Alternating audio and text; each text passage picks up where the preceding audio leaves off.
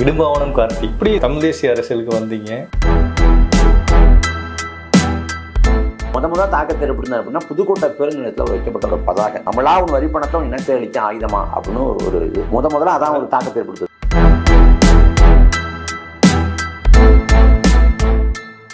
வீட்டில் போய் இந்த பட்டாயம் வாங்கல இதை தெளிக்கிட்டு இருக்கிறப்ப காங்கிரஸோட கொடி இருந்துச்சு, காங்கிரஸ் உறுப்பினர் அட்டை இருந்துச்சு. அன்னைக்கு காங்கிரஸ்காரங்களை பார்த்தா குழந்தையோட பார்க்குற காலகட்டம் ஒன்றுமே இப்பெல்லாம் ஏன் உயிரோடு இருக்காங்கிற அளவுக்கு கோவம் வரும் அந்த சமயத்தில். அப்போ அந்த சமயத்தில் அந்த கொடியை போட்டு கொடியை அந்த உறுப்பினர்ல அவர் கிளம்பியே வச்சு எரிச்சிட்டேன். 10 மணி வழியாக இருக்கும். நான் ஏறித்த அப்போ சைனா இது அலைபேச்சியில் இப்போ நல்லா சத்தமாக இருக்கும். தலைவர் பட்டா போடுவேன். 1.5 மணி நேரம் வீட்டுக்கு போகிற வரைக்கும் பல தலைவர் பட்டா போடுவேன். எல்லா பாட்டும் போடுவேன். எங்கள் தலைவர் பரவாயில்ல பாட்டை போட்டு சத்தம் எனக்கு பெருமிதமாக இருக்கும். அது குறிப்பாக ஊரை விட்டு நெருங்க ஒரு 3 கிலோமீட்டருக்கு முடி காங்கிரஸ் திட்ட பட்டம் போடுவேன். மானங்கட்ட காங்கிரஸ், இத்தாலி எருமையடா, ஊர்த்தாலி எடுத்தாடா, நிறைய பாட்டு.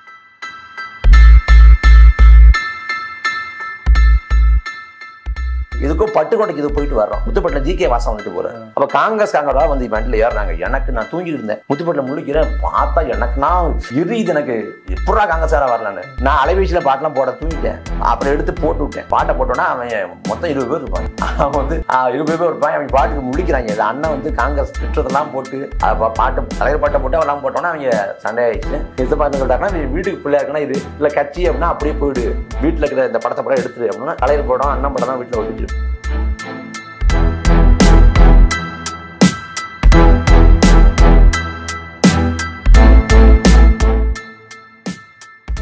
SMS அனுப்புறது. அப்போ வந்து SMS தான் இருக்கும். அப்போ அந்த கவிதை மாதிரி எழுதி அனுப்புவோம். அதாவது எப்போதும் வட்டாமல் குளமாய் காட்சியளிக்கிறது என் ஈழ மக்களின் கண்கள் அப்படின்னு. அது மாதிரி சுற்றுபூமி சுற்றாவிட்டாலும், வீசும் காற்று வீசாவிட்டாலும், உதிக்கும் சூரியன் உதிக்காவிட்டாலும், கொதிக்கும் நெருப்பு கொதிக்காவிட்டாலும், தவிக்கும் என் மக்களின் நிலத்தீர தமிழீழம் மலர்ந்தே தீரும். இந்த மாதிரி அனுப்புவேன்.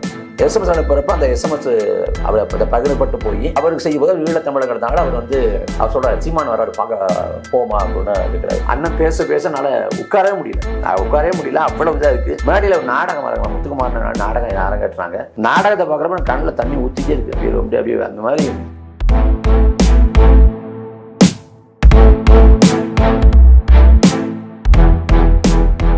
சென்னை வந்துட்டு இப்போ இங்கே படிக்கிறேன். இங்கே படிக்க பொறியியல் வரேன். சாம்சன் இங்கே அங்கே படிக்கிற சமயத்தில் தான் அந்த அண்ணன் அறிமுகம், அந்த 2012 அறிமுகம் ஆகுது. அண்ணன் வந்து கூப்பிட்றாங்க. லீவு தந்தால் தான் நம்ம வெளில வர முடியும். பிரின்சிபல் ரூமுக்கு போனால் பிரின்சிபல் எப்படி வருது, மூஞ்சி சோகம் வந்து சார் தாத்தா கூட சொல்ல பார்க்க போகணும். அவர் பிரின்சிபல் அதை விட முடியாதுன்றாரு. ஐயோ அண்ணன் வர சொல்லிட்டாரு, நம்ம வராமல் இருக்க முடியாது, போய் திரும்ப என்ன முடியாமல் எனக்கு அழுகே இருந்துச்சு. நான் அழுதுட்டேன்னா வேற அழுகு. அண்ணனை பார்க்க முடியாது, அண்ணன் வர சொல்லிட்டாரு, நம்ம எப்படி இது அழுகு வந்து இப்படி கண்ணில் தண்ணி வந்து இப்படி ஊத்துது. அவங்க நினைச்சிட்டாங்க தாத்தா பார்த்து அழுகுறான் அப்படின்னு நினைச்சிட்டு அவங்க உடனே சரி போ அப்படின்னு கொடுத்தாரு.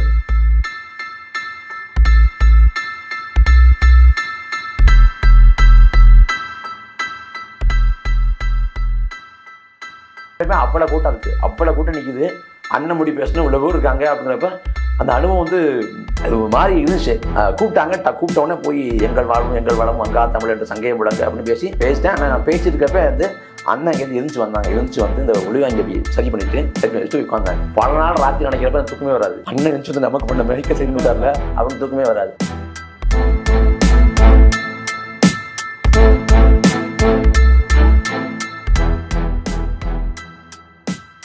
எங்கேயாச்சும் ஒரு இடத்துல சோறு அடைஞ்சிருக்கீங்களா? வணக்கம். இன்றைக்கு வந்து நாம் தமிழர் கட்சியின் இடும்பாவனம் பேட்டிக்கான இருக்கிறோம். அது எப்பொழுதும் போல உள்ள அரசியல் பேட்டி இல்லாம அவரோட எப்படி நாம் தமிழர் கட்சிக்கு வந்தாரு, எப்படி தமிழ் தேசிய அரசியலுக்கு வந்தாரு அப்படிங்கிறத பத்தி பேச போறோம். வணக்கம் கார்த்தி. வணக்கம். இடும்பாவனம் கார்த்தி யார், எங்கேருந்து வந்தாருன்னு நிறைய பேருக்கு தெரியாது. இப்படி இந்த தமிழ் தேசிய அரசியலுக்கு வந்தீங்க? இல்லை வந்தேன் அப்படிங்கிற கேள்வி மிகையாக தோணுது எனக்கு. நம்ம வந்தோம் அப்படின்னா அது ஏதோ பெரிய ஆளுமைங்கிற அளவுக்கு வந்தது அப்படிலாம் ஒன்றும் இல்லை. எப்படி அந்த அதான் நான் சொல்கிறேன். அதான் நான் இயல்புல வந்து வீட்டை பொறுத்த வரைக்கும் காங்கிரஸ் குடும்பம் தான். நான் வந்து சின்ன பிள்ளையில பார்த்து வளர்ந்த படம் அப்படின்னா வீட்டு வாசலில் வந்து இந்திரா காந்தி படம் தான். மட்டும் இல்லை, உங்கள் ஊரே காங்கிரஸ் காவிதான். ஆமாம், இது இந்திரா காந்தி படம் தான் இருக்கும். அப்போ அது திருமணத்துக்கு அப்பா அம்மா திருமணத்துக்கு கொடுக்கப்பட்டது போல இருக்கு. இந்திரா காந்தி படம் தான். அரசியல் வந்து ஒரு மேம்போக்கா சும்மா தெரிஞ்சுக்கிற ஆர்வம் உண்டே ஒழிய மற்றபடி பெரிய அதில் அரசுக்குள்ளே போகணும், ஒரு கட்சிக்குள்ளே இணையணும், வேலை செய்யணுங்கிற அப்படி எந்த எண்ணமும் இருந்ததில்லை. சின்ன பிள்ளையாருக்கும் நினச்சிக்குவேன், நம்ம அரசியலில் எந்த கட்சியும் சேர்ந்துக்கூடாது, நம்ம வந்து பொதுவாக இருந்துட்டு போயிடணும் அப்படின்னு நினைப்பேன். ரொம்ப நான் ஏற்கனவே 2-3 இடத்துல கூட சொல்லியிருக்கேன், நான் இயல்பில் வந்து ரொம்ப சராசரிக்கும் கீழேனா ஒரு தாழ்வு மனப்பான்மை கொண்ட ஆள் தான். ஏன் அப்படின்னா நான் இயல்பில் வந்து நான் ரொம்ப பேச மாட்டேன், கூச்ச சுபாவம். அப்போ எங்கள் சொந்த சித்தப்பா சொந்த அத்தையை கூட நான் முறை சொல்லி கூப்பிட்டதில்லை, வீட்டுக்கு வந்து வாங்கன்னு கூப்பிட்டதில்லை, அண்ணன் கூட யாரையும் உறவு முறை சொல்லி கூப்பிட்டதில்லை. ரொம்ப ஒரு மாதிரி கூச்ச சுபாவமாக ஒரு பயந்த சுபாவமாக அப்படி தான் இருந்தேன். அதனால இயல்புலேயே வந்து ஒரு தாழ்வு மனப்பான்மை, நான் வந்து அதிகமாக வந்து எதுக்கும் லாயக்கு இல்லை. உங்கள் ஊரில் போனாலே நிறைய பேர் சொல்லுவாங்க கார்த்தி அப்படி பேசுகிறான் அப்படின்ட்டு. அதனால் அந்த மாதிரி இருந்தாலும் அப்போ வந்து என்ன சொல்லுவாங்கன்னா ஒரு பதட்டம் இருக்கும், எதுவும் செய்யறது பதட்டம் இருக்கும், சின்ன வேலை தான் கூட பதட்டம் இருக்கும்.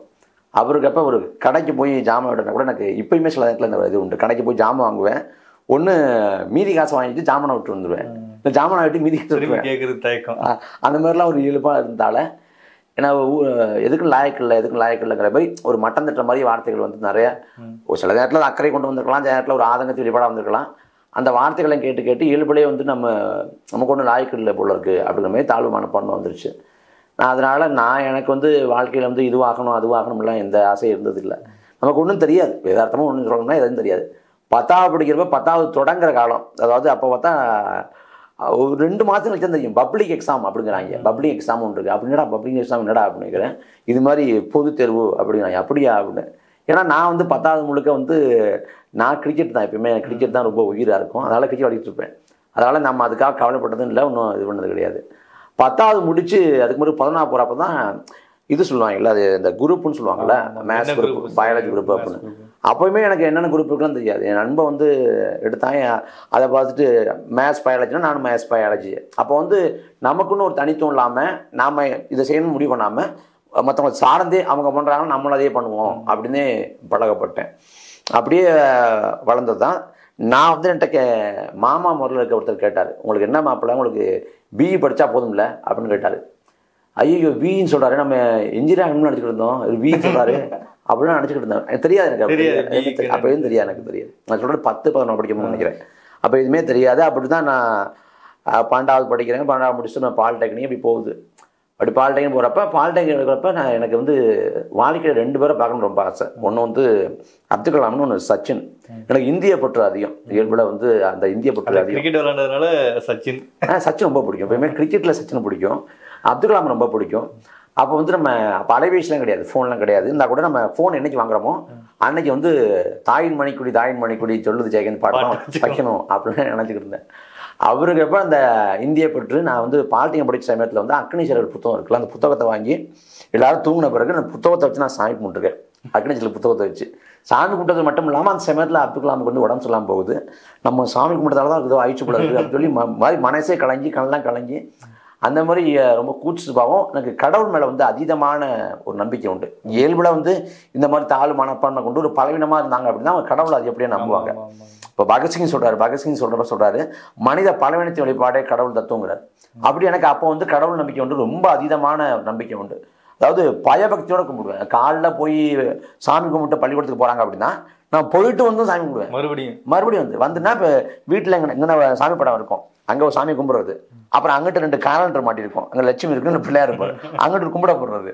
அந்த மாதிரி அப்போல்லாம் ஊரில் இப்போ வரைக்குமே வந்து ஊரில் எல்லாம் கறி குழம்புலாம் வருஷத்தில் 2 தடவை 3 தடவை பண்ணுவாங்க.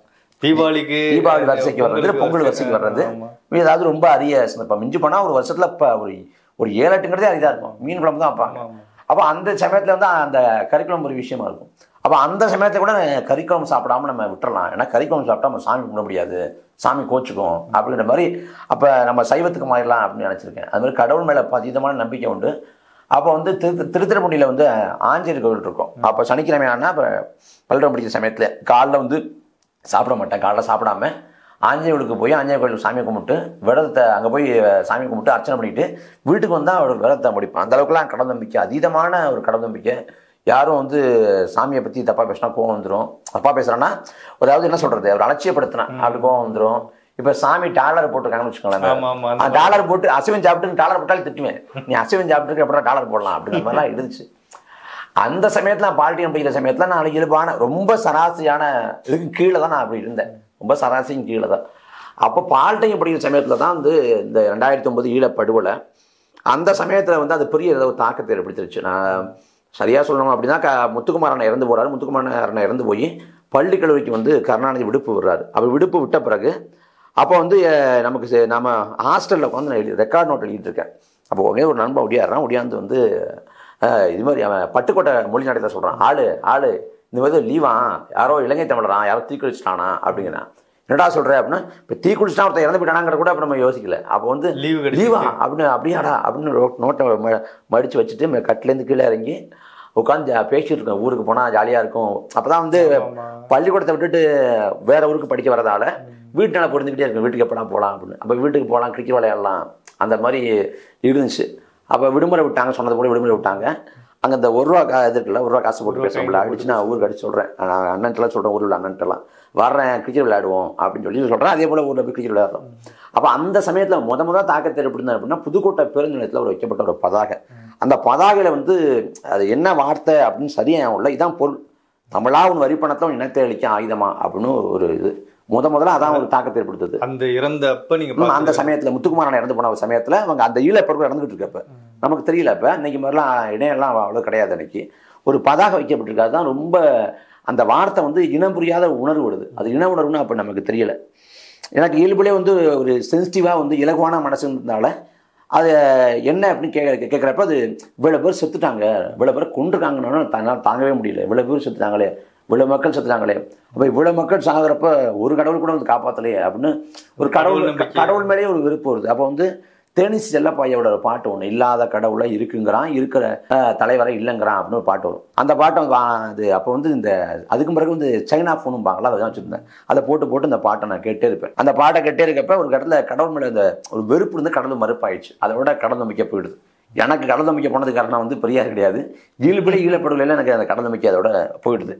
அது வந்து பெரிய தாக்கத்தை ஏற்படுத்த பிறகு நான் எல்லாத்தையும் கேட்குறேன், பக்கத்தில் படிக்கிறவர்கிட்ட கேட்குறேன், அங்கே விடுதலை புலிகள் பிரபாகரன் ஒரு போராடுறாரு அப்படின்னு சொல்கிறப்ப அப்போ வந்து பெருசாக தெரிஞ்சுக்கிறதுக்கு வாய்ப்பு இல்லையா. அப்போ வந்து நக்கீரன் வரும், மற்ற பத்திரிகைகள் வரும். அதில் அந்த சமயங்கிறதுனால இறுதிக்கட்ட இதுங்கிறதுனால அதை வாங்கி அவன் என்ன கூத்த ஜெகத் கஸ்பரோட மறக்க முடியுமா தொடரலாம் நான் வாங்கி படிச்சிருக்கேன். அவர் யாரு இப்படிப்பட்ட பிடித்தாச வானொலி வரும். அவரோட மறக்க முடியாத தொடரெல்லாம் வாங்கி நான் படிச்சிருக்கேன். எனக்கு தெரியாதுல்ல யார் என்னன்னு தெரியாதுல்ல. இன்னும் சொல்ல போனால் அந்த சமயத்தில் வந்து அவர் ஜெகத் கஸ்பருக்கு மெயிலே போட்டிருக்கேன், மெயிலே அனுப்பியிருக்கேன், ஐயா தலைவர் இருக்காரா அப்படிலாம் கேட்டு நான் போட்டிருக்கேன். அந்த சமயத்தில் வந்து அதை படிக்க ஆர்வம் வருது. அது உள்ளே கொண்டு போயிடுது. நம்மளோட அப்துல் கலாம், சச்சின் அதெல்லாம் போயிடுது. அதுக்கு முறை போயிடுது. அதுக்கு முறை தலைவர் அதெல்லாம் அந்த பிறகு இவ்வளோ மக்கள் செத்துருக்காங்க அப்படிங்கிறப்ப அந்த சாவை சகிச்சுக்க முடியல. அது வந்து பெரிய உறுத்தலாக இருக்குது. தமிழர்கள் செத்துட்டாங்க, நம்ம எப்படி கடந்து போக முடியும், நமக்கு ஒரு பங்கு இல்லையா அதில் நமக்கு அப்படின்னு ஒரு குற்ற உணர்ச்சி வருது. அவ்வளோ மக்கள் தமிழர்கள் சாவுறாங்க, நம்ம தமிழக அந்த சாவை தடுக்க முடியலையே, இப்போ நமக்கும் ஒரு பங்கு இருக்குல்ல, நம்மளும் துரோகி தானே, அந்த மாதிரிலாம் ஒரு குற்ற உணர்ச்சி வருது. அதுதான் பெரிய அளவில் போட்டு அழுத்துது. அதனால அந்த குற்ற உணர்ச்சி வெளிப்பாடாக நான் அது சம்மந்தமாக நான் எழுத ஆரம்பிக்கிறேன். அப்போ வந்து எழுதுறேன்னா SMS அனுப்புறது. அப்போ வந்து SMS தான் இருக்கும்.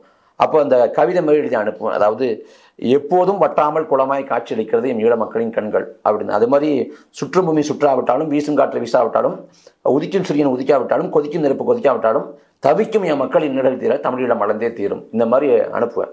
SMS அனுப்புறப்ப அந்த SMS அதை பகிரப்பட்டு போய் திருமுருகன் உங்களுக்கு தெரியும், திருமுருகன் நம்ம நண்பர் ஒருத்தர், அவருக்கு செய்தி போகுது. அது போல முத்துப்பட்ட பக்கம் இருக்காரு, அவருக்கு செய்தி போது ஈழத்தமிழங்கிறதுனால அவர் வந்து அவர் சொல்கிறார், சீமான் வர்றாரு பார்க்க போமா அப்படின்னு கேட்குறாரு. வர்றேன் அப்படின்னு சொல்லிட்டு நான் அப்போ வந்து நம்ம என்ன சொல்றது மெசேஜ் SMS தான். அப்போதான் அண்ணன் வரைக்கும் அண்ணன் தெரியும், நான் தெரியும்னா பார்த்துருக்க பேச்சை கேட்டது கிடையாது. ஏன் கேட்டது இல்லைன்னா அப்போ ஆண்ட்ராய்டு அலைபேசியில் எல்லாம் பேச்சு கேட்கறதுக்கான வாய்ப்பும் இல்லை. யூடியூப்லாம் அந்தளவுக்குலாம் புழக்கத்தில் இல்லை அன்னைக்கு. அதனால் நான் கூப்பிட்றாப்புல நான் போய் பால்டைன் படிக்கிறேன். அதனால் நான் பால்டைனில் விடுதலை இருந்து படிக்கிறேன். அதான் என்னென்ன அப்படின்னா நான் விடுப்பு போட முடியாது. விடுப்பு போடாமல் அவங்கள்ட்ட அனுமதி வாங்கி தான் வெளில போக முடியும். நான் பல்ல வலிக்குது அப்படின்னு சொல்லிட்டு நான் விடுப்பு வாங்கிட்டு நான் இப்போ புதுக்கோட்டை பேருந்து நிலையத்தில் போய் இந்த ₹1 போட்டு போகலாமல் முத்துக்குமாரனோட வீரனுக்கு பொதுக்கூட்டம் சேலத்தில் நடந்துச்சு. அதுக்கு தான் கூப்பிட்றாங்க. நாங்கள் போய் புதுக்கோட்டை பேருந்து அடிக்கிறேன். இல்லை கூட்டம் ரத்தாயிடுச்சுங்கிறாப்புல.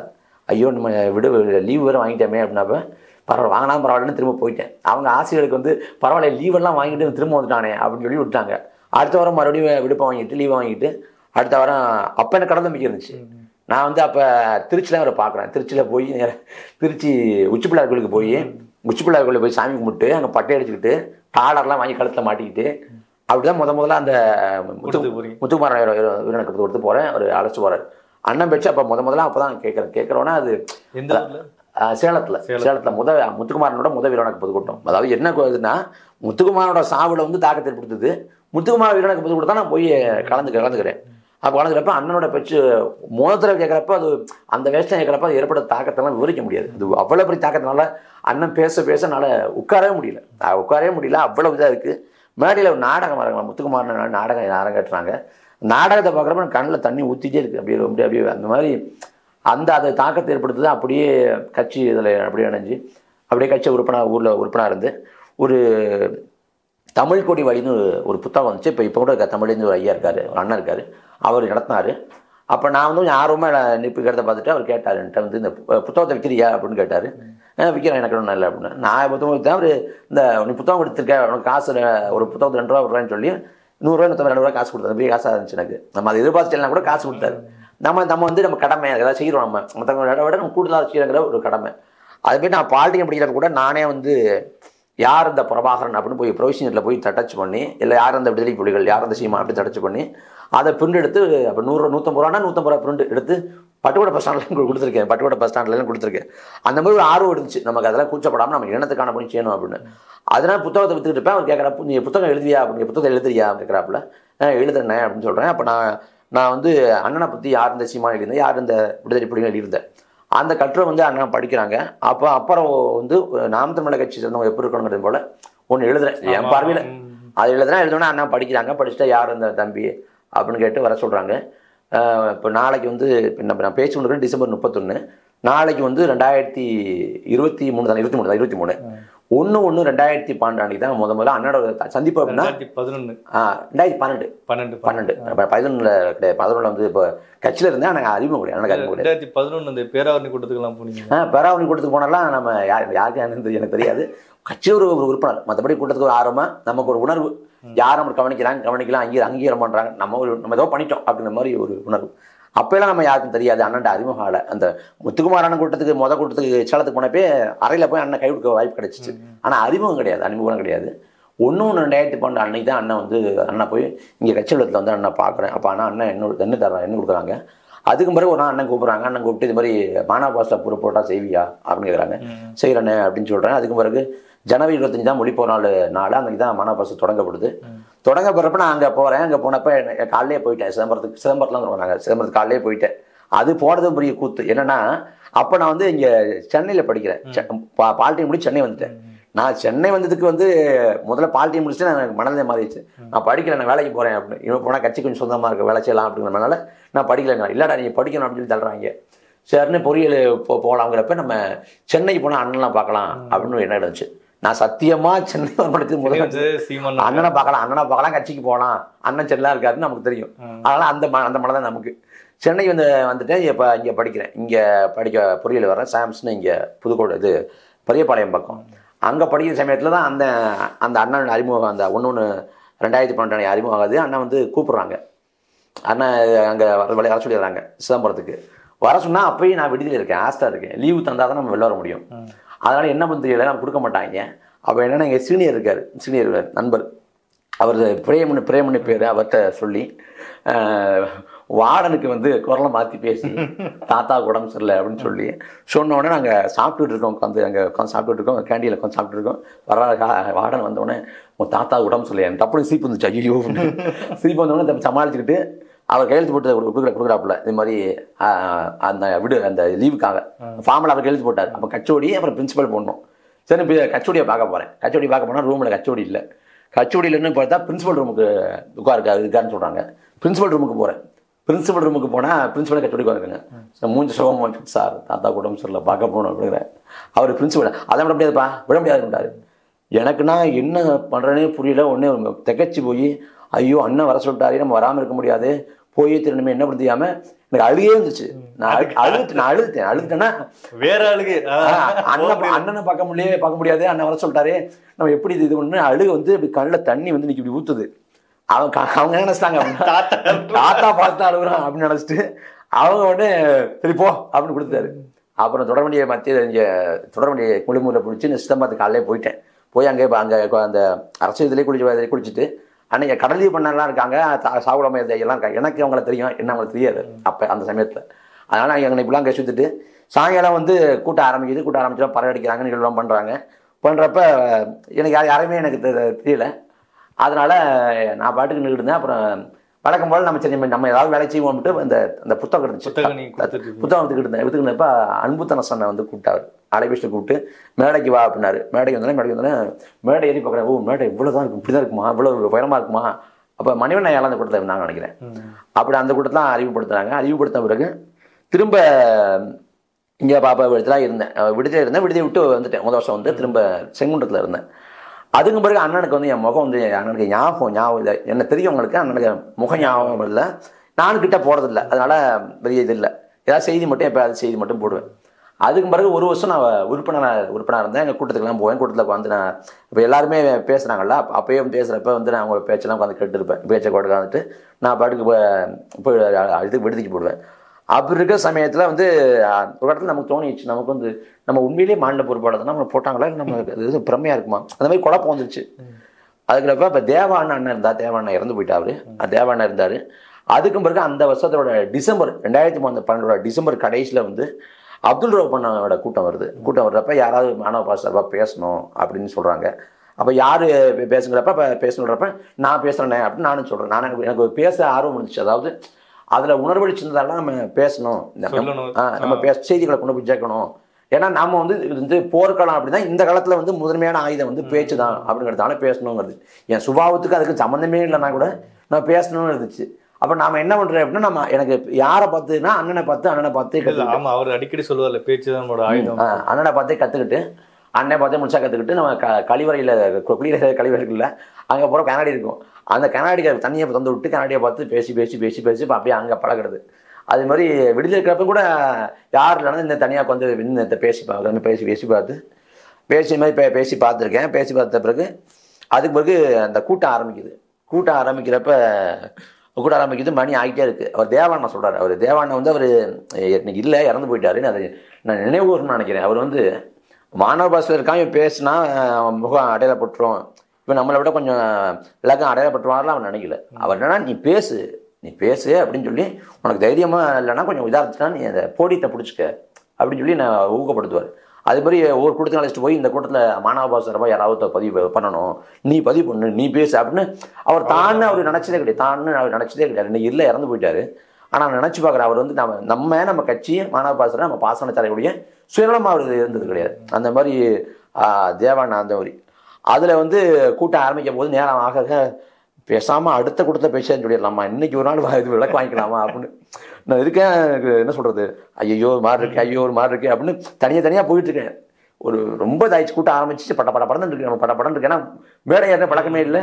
மேடைப்பே அவ்வளோ கூட்டம் இருக்குது, அவ்வளோ கூட்டம் நிற்கிது. அண்ணன் முடி பேசணும், இவ்வளோ பேர் இருக்காங்க அப்படிங்கிறப்ப அந்த அனுபவம் வந்து மாதிரி இருந்துச்சு. கூப்பிட்ட உடனே போய் எங்கள் வாழ்வும் எங்கள் வளமும் அங்கா தமிழ் என்று சங்கையம் விளங்கு அப்படின்னு பேசி, இன்னைக்கு மாதிரி இல்லைன்னா கூட அன்றைக்கி இதை பேசிட்டேன். ஆனால் நான் பேசிட்டு இருக்கப்ப வந்து அண்ணன் இங்கேருந்து எழுந்துச்சு வந்து இந்த ஒளிவாங்கி அப்படி சரி பண்ணிட்டு வச்சுட்டு உட்காந்தாங்க. பல நாள் ராத்திரி நினைக்கிறப்ப தூக்கமே வராது. அண்ணன் எழுந்துச்சு வந்து நமக்கு பண்ண மெடிக்க சரி விட்டார்ல அப்படின்னு தூக்கமே வராது. அந்த மாதிரி அதான் முதல் கூட்டம். ரெண்டாவது கூட்டம் வந்து பெருகவாழ்ந்தான் தெரியும், பெருகவாழ்ந்தான் கூட்டம்.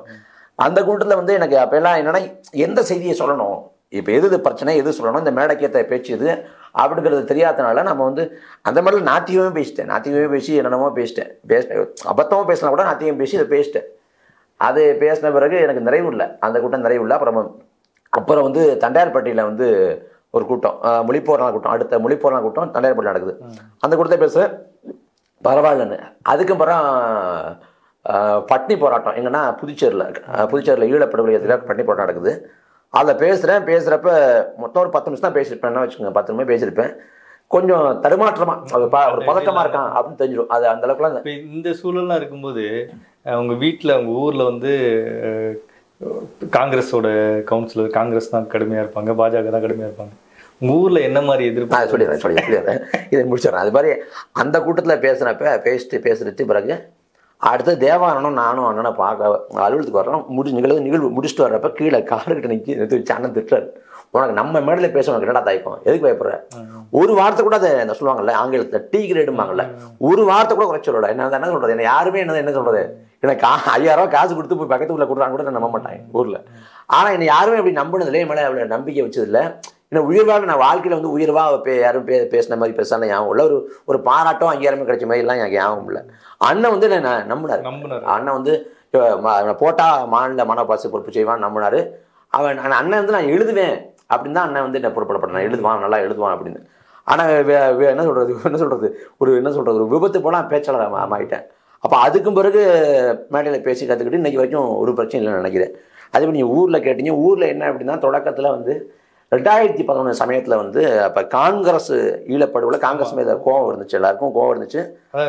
உங்கள் ஊரில் காங்கிரஸ் கோவம் இருந்துச்சு. நான் என்ன பண்ணேன், அப்பா வந்து அவர் காங்கிரஸ்காரரு. அவர் நான் ஏதோ வீட்டில் போய் இந்த 10,000 வாங்கல இதை தெளிக்கிட்டு இருக்கிறப்ப காங்கிரஸோட கொடி இருந்துச்சு, காங்கிரஸோட கொடியும் காங்கிரஸ் உறுப்பினர் அட்டையும் இருந்துச்சு. எனக்கு பார்த்தா என்ன சொல்கிறது, இன்றைக்காவது வந்து காங்கிரஸ்காரங்களை பார்த்தா இன்றைக்காவது அவங்களோட நிலைப்பாடுகளோட நம்ம மோதுறோம். அவங்களோட நிலைப்பாடுகள் வேறு, கருத்தில் முரண் வேறு, தனிப்பட்ட வணக்கம் வரங்கிற ஒரு குறைந்தபட்சமான இன்னைக்கு ஒரு என்ன சொல்கிறது ஒரு பண்பு உண்டு. அன்னைக்கு காங்கிரஸ்காரங்களை பார்த்தா குளவழியோட பார்க்குற காலகட்டம் ஒன்றுமே. இவெல்லாம் ஏன் உயிரோடு இருக்காங்கிற அளவுக்கு கோவம் வரும் அந்த சமயத்தில். அப்போ அந்த சமயத்தில் அந்த கொடியை போட்டு கொடியை அந்த உறுப்பினர்லாம் அவர் கண்டியே வச்சு எரிச்சிட்டேன். எரிச்சோடனே அவர் ஒன்றும் சொல்ல முடியல, ஏதோ சொன்னார். நான் கண்டுக்கலை. அந்த மாதிரி அந்த சமயத்தில் புதுக்கோட்டையில் நான் படித்த சமயத்தில் புதுக்கோட்டையிலையும் பட்டுக்கோட்டை வருவேன். பட்டுக்கோட்டையிலையும் வேதாரண்ய வண்டியில் ஏறி போகணும். ராத்திரி 10 மணி வண்டி தான் இருக்கும். நான் ஏறி அப்போ சைனா இது அலைபேசியில் அப்போ நல்லா சத்தமாக இருக்கும். தலைவர் பட்டா போடுவேன். தலைவர் பட்டா 1.5 மணி நேரம் வீட்டுக்கு போகிற வரைக்கும் தலைவர் பட்டா போடுவேன். எல்லா பாட்டும் போடுவேன். எங்கள் தலைவன் பிரபாகரன் பாட்டை போட்டு சத்தம் எனக்கு பெருமிதமாக இருக்கும். அது ஒரு பெருமிதம். பாட்டை கேட்டுட்டு போகிறது அது நம்ம மட்டும் கேட்கறதில்ல, எல்லாரும் கேட்கட்டும் அப்படின்னு எல்லாரும் கேட்டோம். அது குறிப்பாக ஊரை விட்டு நெருங்க ஒரு 3 கிலோமீட்டருக்கு முடி காங்கிரஸ் திட்டம் பட்டப்படுவேன். மானங்கட்ட காங்கிரஸுங்க ஊரை விட்டு நம்ம புலவர் தனித்தமிழ் மணித்தமிழ் வந்து ஐயா எழுந்த பாட்டு நினைக்கிறேன். மானங்கட்ட காங்கிரஸ், இத்தாலி எருமையடா, ஊர்த்தாலி எடுத்தடா, நிறைய பாட்டு. அதெல்லாம் ஒரு நாள் போடல, ஒரு 10-15 ரூபா போட்டிருப்பேன். ஒரு தடவை போடுறப்ப அப்போ இதுக்கும் பட்டுக்கோட்டைக்கு இது போயிட்டு வர்றப்ப அப்போ முத்துப்பேட்டைன்னு நினைக்கிறேன். முத்துப்பேட்டை வந்து முத்துப்பேட்டில் ஜிகே வாசம் வந்துட்டு போகிறார். அப்போ காங்கிரஸில் இருந்தார், தமிழ்நாடு காங்கிரஸ் கிடையாது. அப்போ காங்கிரஸ்காரங்களா வந்து வண்டியில் ஏறினாங்க. நான் தூங்கிட்டு இருந்தேன், முத்துப்பேட்டில் முழிக்கிறேன். பார்த்தா எனக்குன்னா இது எனக்கு எப்படா காங்கிரஸாராக வரலான்னு நான் அலைபேசியில் பாட்டெலாம் போட தூங்கிட்டேன். அப்புறம் எடுத்து போட்டு விட்டேன். எல்லாரும் ராத்திரி தான், சொல்கிறேன் ராத்திரி தான் பாட்டை போட்டோன்னா அவன் மொத்தம் 20 பேர் இருப்பாங்க. அவன் வந்து 20 பேர் இருப்பான். அவன் பாட்டுக்கு முடிக்கிறாங்க. இது அண்ணன் வந்து காங்கிரஸ் திட்டத்தெல்லாம் போட்டு பாட்டு தலைவர் பாட்டை போட்டு அவெல்லாம் போட்டோன்னா அவங்க சண்டே ஆயிடுச்சு. சண்டே ஆன பிறகு அதை வெள்ளத்தில் கூடாது நான் மறைச்சேன். நம்ம ஏன்னா கட்சிக்கு விட மாட்டாங்க, நம்ம கட்சி போட்டு தடையாடுவோம் அப்படின்னு மறைச்சிட்டேன். அது தெரிஞ்சு ஒரு சரி பண்ணி அதுக்கு பிறகு அவங்கள சண்டையான பிறகு அவங்க கூட மன்னிப்பு கேட்டாங்க. அதுக்கப்புறம் போச்சு.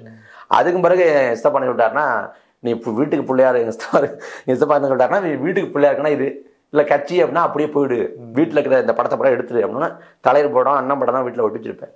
அப்போ எடுத்து வச்சுக்கிட்டேன், உள்ள எடுத்து வச்சுட்டேன். ஒரு முக்கியமான பொறுப்பில் இருக்கார்ல. இல்லை எஸ்தப்பா அதிமுக இருந்தார். ஆனால் அவர் அது எனக்கு கணக்கு இது பண்ணல. அது வரைக்கும் ஒரு கண்டுக்கலை. முதல்ல என்ன பாரு அப்படின்னா, இவன் கிரிக்கெட் தானே இருந்திருந்தான், இப்படி மாறினா பேசாமல் கிரிக்கெட்டே வரலாம் சொல்லிக்கலாமோ அப்படின்னு நினைக்க ஆரம்பிச்சிட்டாரு. அவர் தடவை ஈழப்படுகொலை இந்த படத்தெல்லாம் பார்க்குறப்ப அவரும் பார்த்து அதெல்லாம் பார்த்து இது பண்ணார். மற்றபடி அவர் அரசியல் குணம் என் மேலே பூத்தினா கிடையாது, இது பண்ண கிடையாது. அவருக்கு என்னன்னா ஏதோ வெளியே போடுவாங்கிற மாதிரி நினைச்சிட்டார் போல இருக்கு, வீணா போடுவாங்க மாதிரி நினைச்சிட்டார் போல இருக்கு, எப்படி போயிடு அப்படின்னாரு. அதுக்கு பிறகு இந்த பேச்சாளர் ஆன பிறகு என் தம்பி வெற்றின்னு இருக்கான், அவன் எஸ்தப்பாட்டத்து இதை போட்டு காமிச்சிருக்கான், அப்படியே போட்டு காமிச்சிருக்கான். அந்த ஏன்னா இவன் பேசுறானா அப்படின்னு பார்த்துருக்காரு. பார்த்துட்டு என் சித்திட்டெல்லாம் கொண்டு காமிச்சாரான், இந்த ஒரு பேசுறான் அப்படின்னு. அதுக்கு பிறகு என்ன பொறுப்பாளர் இருக்கானா, மாநில பொறுப்பாளர் இருக்கணும்னா அவர் அதுக்கு பிறகு அவர் கண்டுக்கலை. அது வந்து அவர் பெருமையாக தான் நினச்சிருக்காரு, பெருமையாக தான் நினச்சிருக்காரு இல்லையா. அதுக்கு பிறகு அவர் கண்டுக்கலை. நான் சிறைப்பட்ட காலத்தை கூட அந்த சமயத்தில் வர்றேன் அப்படின்னு சொல்கிறாருன்னு சொன்னாங்க. நான் வந்து வர வேண்டாம், நீங்கள் வர வேண்டாம், நானே வந்துக்கிறேன், ஹாஸ்டல் மட்டும் தான் இருக்குது, நானே வந்துடுறேன் அப்படின்னு சொன்னேன். அதுக்கு பிறகு அவர் தலையிட்டுக்கலாம் அப்படியே விட்டுட்டாரு. அதனால தொடக்கத்தில் வீட்டில் ஆத்தான் இப்போ கேட்க வந்தேன். எல்லாரையும் சொன்னாலும் பாட்டி உங்க ஆத்தா இருக்காங்கல்ல, இல்லை ஆத்தா பொறுத்த வரைக்கும் ஆத்தாவோட சப்போர்ட் என்ன சொல்கிறது, என்ன சொல்கிறது, எந்தவித எதிர்பார்ப்பும் இல்லாமல் என்கிட்ட எந்த எதிர்பார்ப்பும் நான் நல்லா இருந்தால் போதும், அது மட்டும் தான் ஆத்தாவுக்குரிய. மற்றபடி அவங்களுக்கு எந்த எதிர்பார்ப்பும் இல்லை, நான் நல்லா இருந்தால் போதும். அதை தாண்டி அந்த ஒரு வார்த்தை அந்த அன்புக்கு நான் எந்த வார்த்தை சொல்ல முடியும்னு தெரியல எனக்கு. எல்லாருக்கும் அம்மா அப்பா முதல்ல, எனக்கு ஆத்தா தான். எனக்கு முதல்ல என்னை வளர்த்தது ஆத்தா தான். நான் கண்ணை என்ன சொல்கிறது, நான் பிறந்து கண்ணை முழிச்சு பார்க்குறப்ப பக்கத்தில் அம்மா இல்லை, ஆத்தா தான் எனக்கு இருந்தது. அதனால ஆத்தாவுக்கு வந்து அந்த பயம், என்னை வந்து பயம். நான் இப்போயுமே கூட்டத்துக்கு போகிறேன்னா சத்தம் என்னமோ சத்தமாக இல்லை ஆர்ட் சொல்லுவோம், வேகமாக பேசாத, வேகமானா அந்த ஆவேசமாக வேகமாக பேசாத, யாராவது பிடிச்சி எங்கேயாவது பஸ்ஸில் வச்சு நான் அடித்தா நான் என்னடா பண்ணுவேன் அப்படின்னு. அப்படிலாம் பண்ண மாட்டேன், அப்படிலாம் பண்ண முடியாது, என்ன வச்சுட்டு என்னை பற்றி அப்படின்னு வைப்பேன். அதனால் அவங்களுக்கு என்னென்னா பத்திரமா, இப்போ ஒன்றும் இல்லை, இப்போ 10 மணிக்கு ஒரு அலைபேசி ஃபோனை போட்டான்னு வச்சுக்கோங்களேன், திரும்ப 12 மணிக்கு ஃபோனை போட்டால் பதவிட்டோம், என்னடா பதவிட்டோம், ஏன்னா ஏதோ பிரச்சனை போல இருக்குது அப்படின்னு. அந்த மாதிரி இருக்கனால அவங்களுக்கு வந்து அவங்க உலகம் வேறு. அந்த சிறைப்பட்ட காலம், அந்த காலத்தையெல்லாம் கஷ்டப்பட்டாங்க. நான் வந்து தைரியமாக இருக்கிறத பார்த்து கொஞ்சம் ஆகிட்டாங்க. நான் தைரியமாக இருக்கிறத பார்த்துட்டு ஒன்றும் இல்லைன்னு சொல்லி நான் வந்து கலங்கலை, கவலைப்படல, நான் பார்த்துக்கிறேன் விடு அப்படின்னு சொல்லிட்டதுனால அவங்க இது பண்ணலை. மற்றபடி அவன் என்ன நீ கட்டுப்படுத்த முடியாமல் போயிட்டான்னு நினச்சாங்க ஒழிய, அவங்களுக்கு வந்து என்ன சொல்கிறது, அவங்களுக்கு பயம்தான், மற்றபடி வேற ஒன்று நல்லா இருந்தால் போதும், அவ்வளோதான். அவங்களுக்கு வந்து என்ன சொல்கிறது, ஒரு புது புத்திங்கிறப்ப அரசியலுக்கு போனால் இப்படி பண்ணுவாங்க அப்படி பண்ணுவாங்கிறதுனால அவங்களுக்கு அந்த பயம்தானே ஒழிய, மற்றபடி வேற ஒன்றும் அதில் இல்லை. ஒன்று மேடையில் பேசினது பிறகு நிறைய இடங்களுக்கு கூப்பிடுவாங்கல்ல, அப்படி கூப்பிட்ற இடத்துக்குலாம் எப்படி போவீங்க, எப்படியெல்லாம் அது மறக்க முடியாத அனுபவம்? எனக்கு மறக்க முடியாத அனுபவம் அப்படின்னா இல்லை, அது மகிழ்ச்சி. எனக்கு வந்து இன்றைக்குமே ஒரு பொதுக்கூட்டத்துக்கு போகிறோம் அப்படின்னா நமக்கு அது ஒரு பெரிய இல்லை. அந்த காலத்தில் வந்து ஒரு கூட்டம் நடத்துறது ரொம்ப சிரமமாக இருக்கும். அப்போ இடத்துல உங்களை நீங்கள் கல்லூரி பிடிச்சிட்டு இருப்பீங்க, அப்போ திடீர்னு இந்த ஊருக்கு வாங்க. அதான் நம்ம கோகுல் நம்ம அண்ணன் இருக்க திருவட்டியூரில், அவர் கூட ஒருத்தர் கேட்டார், நீ வந்து உண்மையிலேயே படிக்கிறது ஏன் போய் சொல்கிறியா, எப்போ போனதான் எடுத்துட்றேன், எங்கள் கூட்டத்துக்கு வந்துடுறியா அப்படின்னு. அது மாதிரி கல்லூரியில் வந்து செவத்தேரி குதிச்சு வந்து ஆர்ப்பாட்டத்துக்கு போன கதையெல்லாம் உண்டு.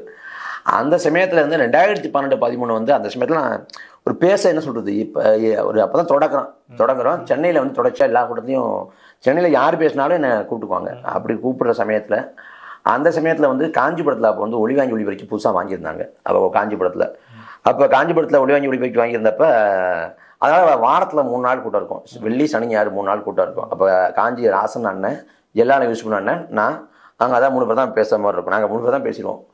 அப்போ அந்த கூட்டத்தில் வரிசையாக வந்து கூட்டம் முடிச்சுட்டு கோயம்பேடு வரப்போ மணி 12 ஆகிடும். தொடக்கத்தில் முதல்ல என்னென்னா, அப்போ வந்து கோயம்பேட்டிலேருந்து செங்குண்டத்தில் தங்கியிருந்தேன். செங்குண்டத்துக்கு வண்டி கிடையாது. அப்போ வந்து விடிய காலம் 4 மணிக்கு நம்ம தான் வண்டி, ஆந்திரா வண்டி நம்ம தான் போகணும்.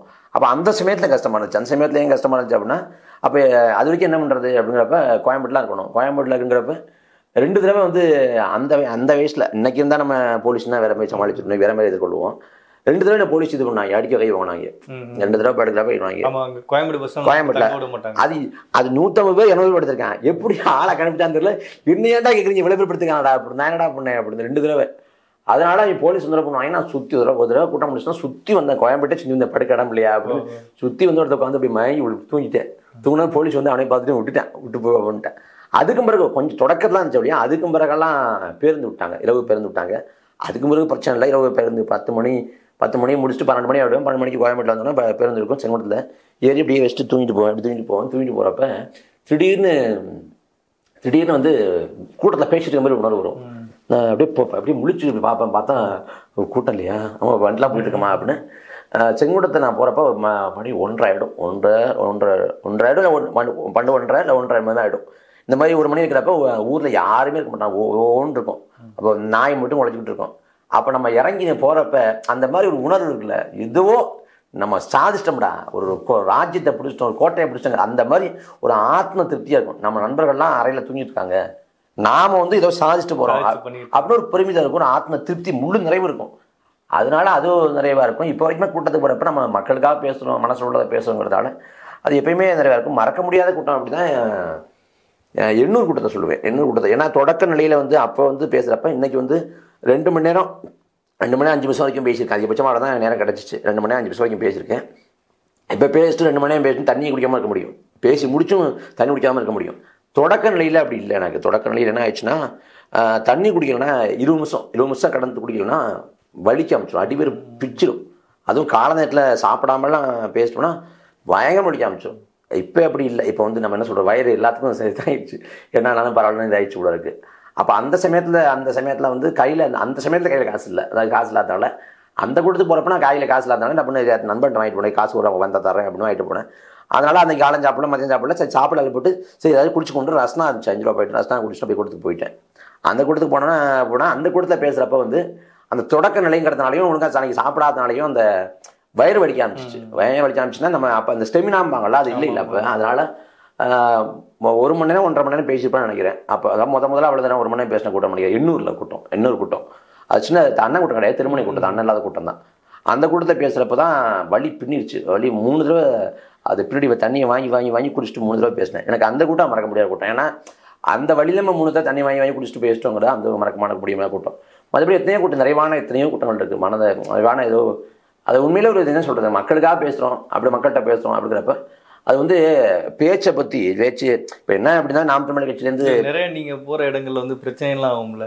என்னது நீங்கள் பேசுகிற இடத்துல வந்து அப்போ வந்து கடுமையாக வந்து காங்கிரஸ்காரங்க திமுககாரங்கெல்லாம் வந்து அந்த நேரத்தில் வந்து ரொம்ப தீவிரமாக எதிர்த்து கூட்டத்தை நடத்த விடாமலாம் பண்ணாங்கல்ல. இல்லை அப்படியும் நம்ம அப்போ சவுண்டும் இல்லைன்னு நினைக்கிறேன். அப்படின்னு நம்ம ஏதோ தெரிஞ்ச தடவை பண்ணுறோம், பாஜகக்காரங்க முழக்கம் போட்டாங்க, அவங்க முழக்கம் போட்டால் நமக்கு அந்த நேரத்துல எல்லாம் ஏதாவது பேசினா நம்ம உக்கிரமாக இருப்போம்ல. அந்த நேரத்தில் இல்லை, அதுக்கு முன்னாடி ரொம்ப தீவிரமான எதிர்ப்பாக இருக்கும்ல. நான் பேச ஆரம்பிச்சு 13 தான் 12-13 தான்.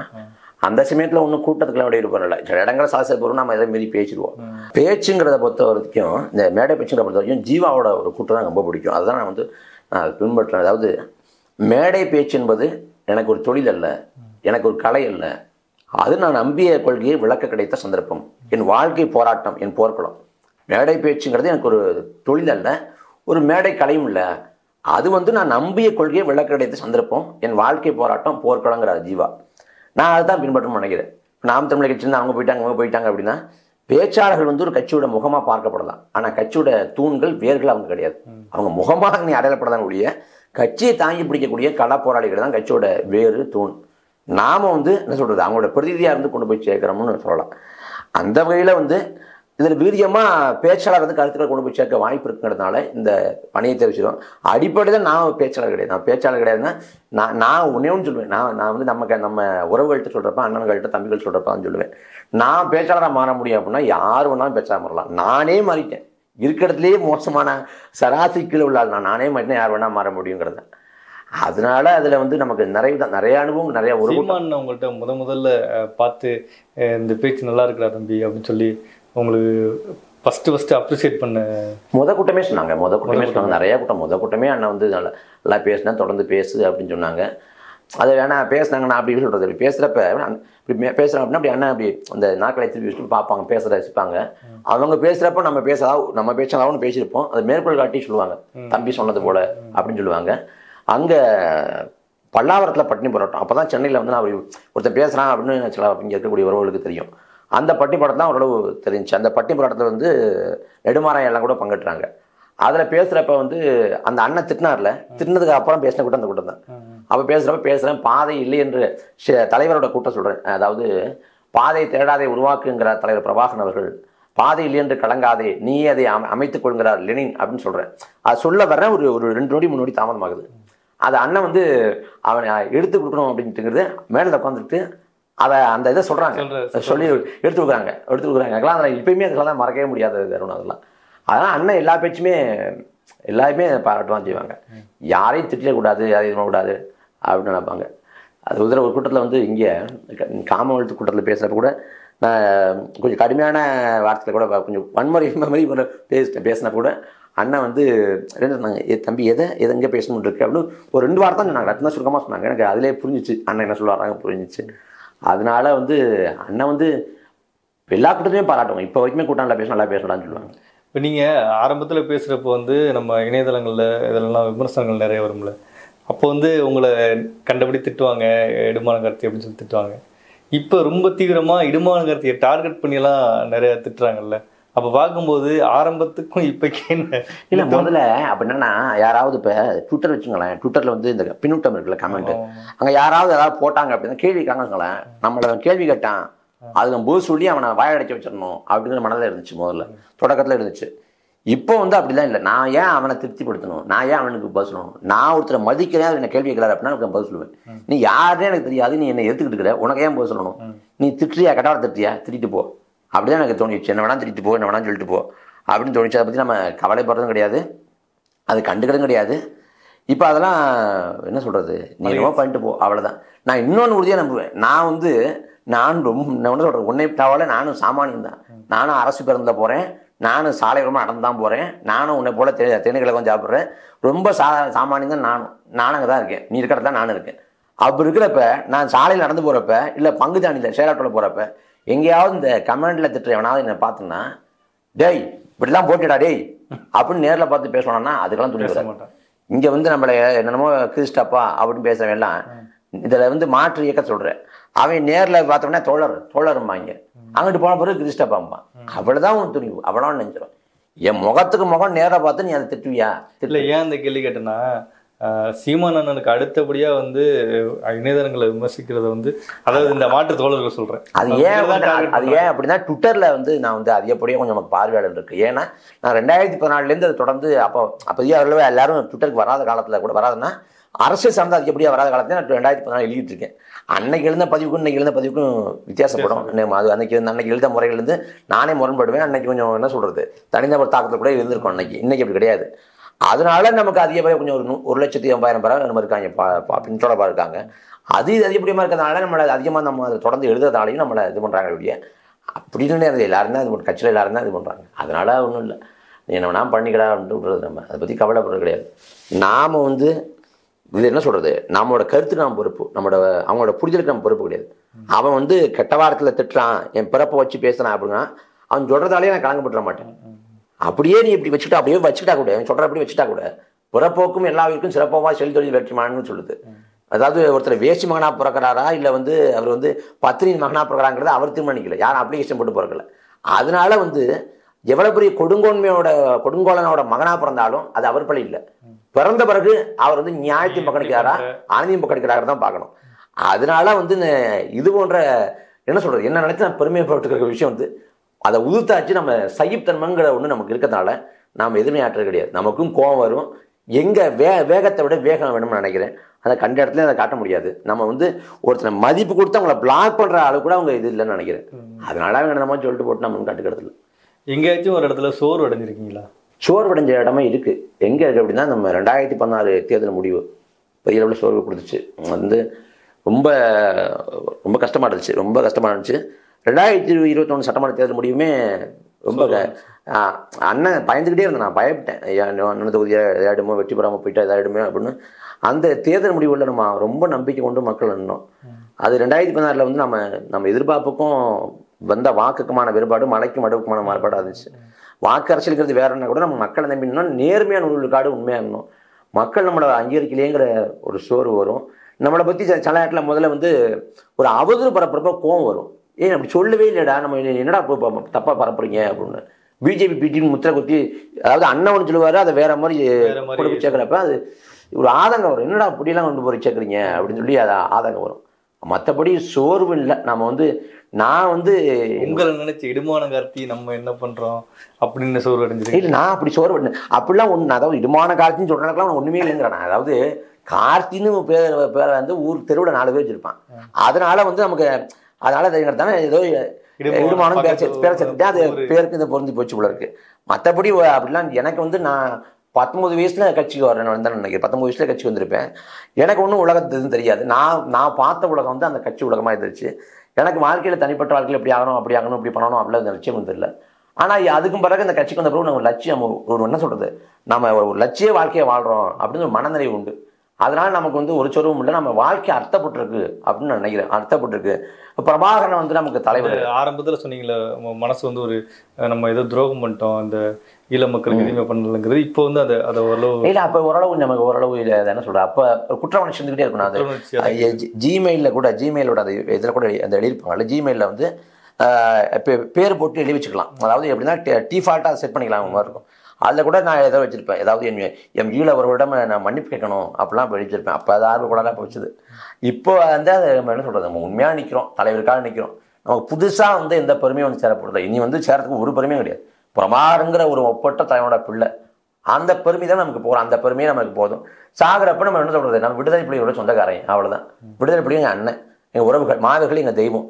இதை தாண்டி நமக்கு ஒன்றும் பெரிய பெருமையை வந்துட போடல, புதுசாக வந்துட போடல. அது அந்த அடையாளத்தோட நம்ம சாகணும், அவ்வளோதான். இனத்துக்காக என்ன சொல்கிறது, இனத்துக்காக இனத்துக்காக சாகணும். அதாவது நம்ம மாவீரர்கள் போல அப்படி ஒன்றும் பண்ண போடுறதில்ல. அது வாய்ப்பு என்ன சொல்கிறது, வாய்ப்பே இல்லை. ஆனால் நமக்கு என்ன சொல்கிறது, நம்ம யாரோ நம்ம ஈழத்தமிழர்கள் எத்தனையோ உறவுகள் பேசுகிறப்ப அவங்க நம்மளை எவ்வளோ நம்பிக்கை கொண்டு பார்க்குறாங்கன்னு சொல்கிறேன். அவங்க மிகைப்படி சொல்லுவாங்க. அதாவது ஒன்றை மாதிரியே இயக்கத்தில் ஒரு போராளி இருந்தாண்டா தம்பி அப்படிம்பாங்க, அவனை மாதிரி நீ இருக்க அப்படிம்பாங்க யாராவது சொல்லுவாங்க. நமக்கு வந்து அப்போ ஒரு பூரிப்பு பெருமிதம், அது வந்து அது ஒப்பீடுங்கிறதே யாரும் சொல்கிறது ரொம்ப மிகை, ரொம்ப மிகைனா கூட நம்மளை அந்த போராளி அவரை சொல்லி நம்ம அந்த மாதிரி இருந்தாங்க, உன்ன மாதிரி தான் பேசுவான், உன்ன மாதிரி தான் இருப்பான் அப்படின்னு சொல்கிறப்ப எனக்கு அது இதை விட ஒன்று அங்கீகாரம் நமக்கு ஒன்று கிடைக்க போடுறது, இதை விட ஒன்று பெருமிதம் இல்லை. அது வந்து நமக்கு என்ன சொல்கிறது, நம்ம அவ்வளவு இதாக இருக்கும். அதனால் நமக்கு ரொம்ப அது என்ன சொல்கிறது மனநிறைவு தான். இதில் வந்து அந்த பணி விஷயத்தில் நமக்கு முழு மனநிறைவு தான், எந்த இதுவும் இல்லை, 100 விழுக்காடு மனநிறைவு தான். முழு மனதாக இது சோர்வு அடைஞ்சதே கிடையாது, இது தொடர்ந்து போகணும். இல்லை சோர்வு என்னன்னு நான் சொல்கிறது, சோர்வு அப்படின்னா அந்த நமக்கான அங்கீகாரம் கிடைக்கப்படாதப்ப நம்ம என்ன சொல்கிறது, மக்களுக்காக உழைக்கிறோங்கிறப்ப ஒரு சோர்வு வரலாம்.